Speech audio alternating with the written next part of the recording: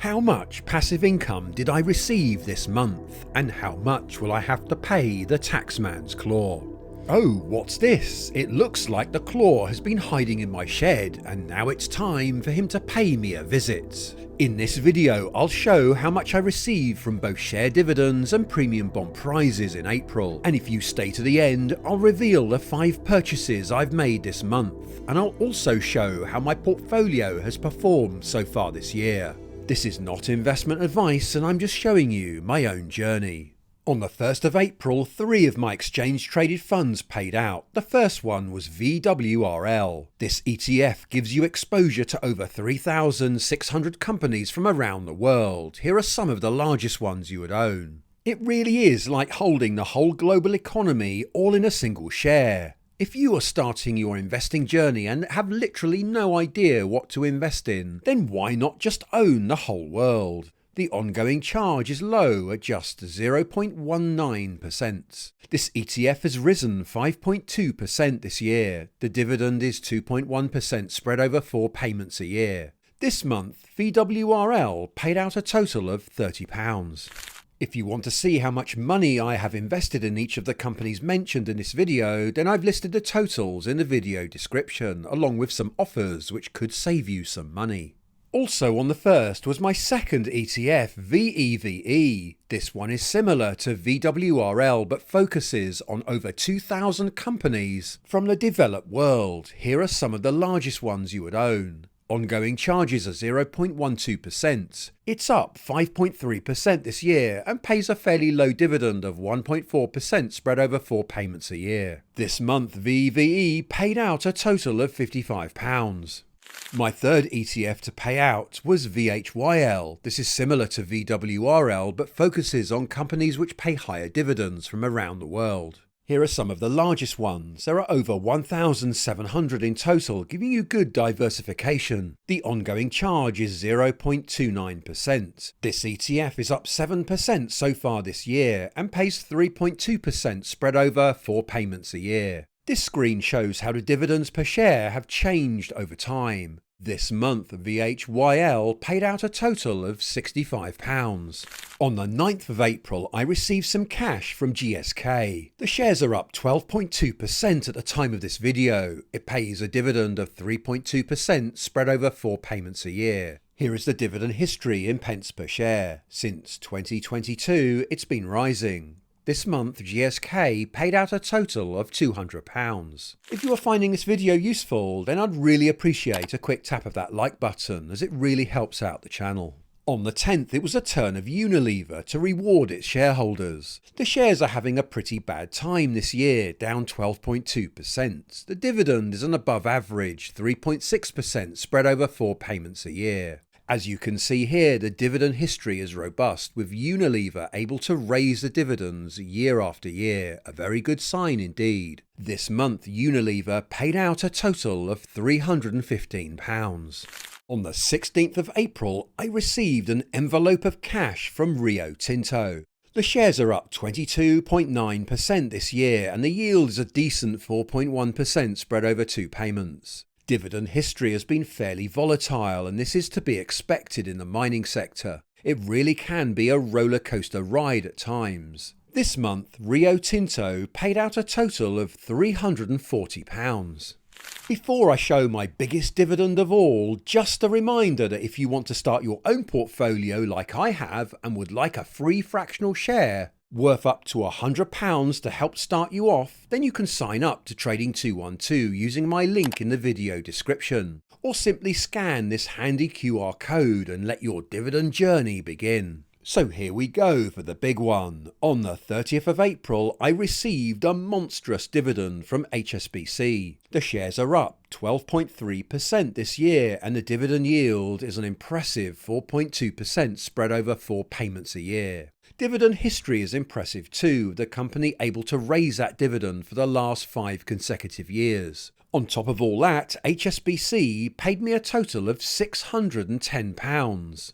Perhaps you can see now why I'm so captivated by dividends. Whatever people say about them, it's kept me entertained for 17 years. And now onto the premium bond draw. I only use premium bonds as my emergency fund, kept out of the market on purpose. You just never know when you might need a large sum of money in life, and the last thing you want to do is to interfere with the compounding process by having to sell your shares, especially if you are forced to sell them during a downturn.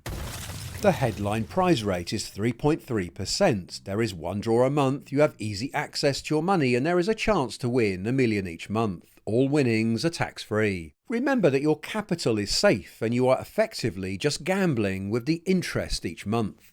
The first £1 million winner this April was based in Hampshire and the Isle of Wight and held the maximum of £50,000 in bonds. The second lucky winner was from Surrey, also with the maximum holding of £50,000. No £1 million for me this month, but I did manage to win 2 prizes totalling £200. The bar on the left shows my expected average winnings so far this year with £50,000 invested, and the bar on the right shows what I've actually won. I'm pleased to say that I'm ahead of expectation at the moment, but there is still a long way to go, and it will be interesting to see what happens as the year progresses. So the total passive income this month came to £1,815.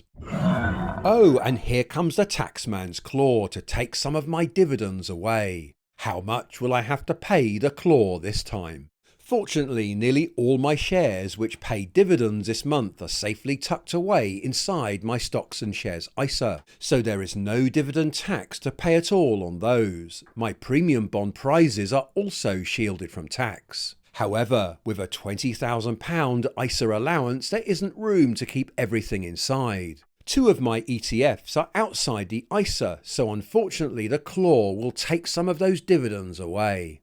This month I had to pay the claw a total of £20 in tax. And there he goes, running off with my money. I'm sure he'll be back next month to torment me again. Why don't you subscribe to see that one? Subscribing to the channel is absolutely free.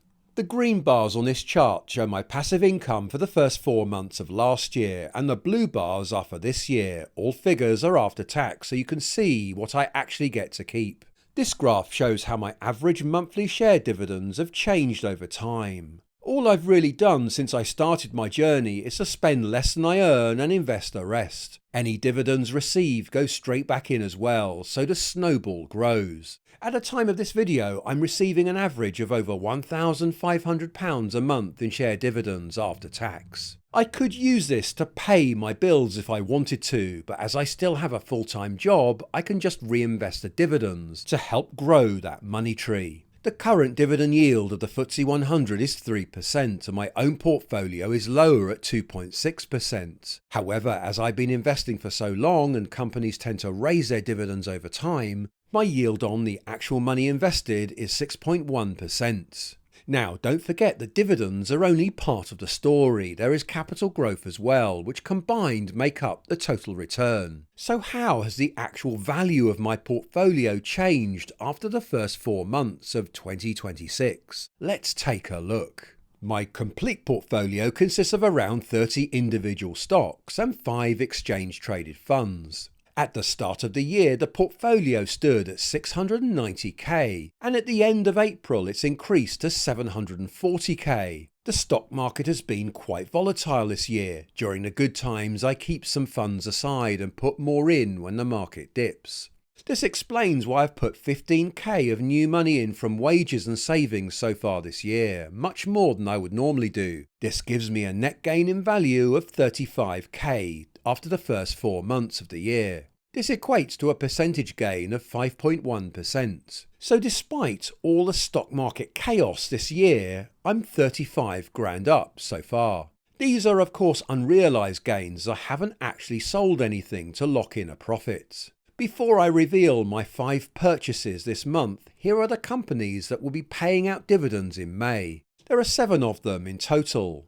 On the right hand side you can see the payment dates if you own any of these yourself. To be notified of that video as soon as it's released, just subscribe to the channel. So what have I been buying in April? Well, I've added more to the house builder Persimmon. This is a cyclical stock, so I like to buy on the dips.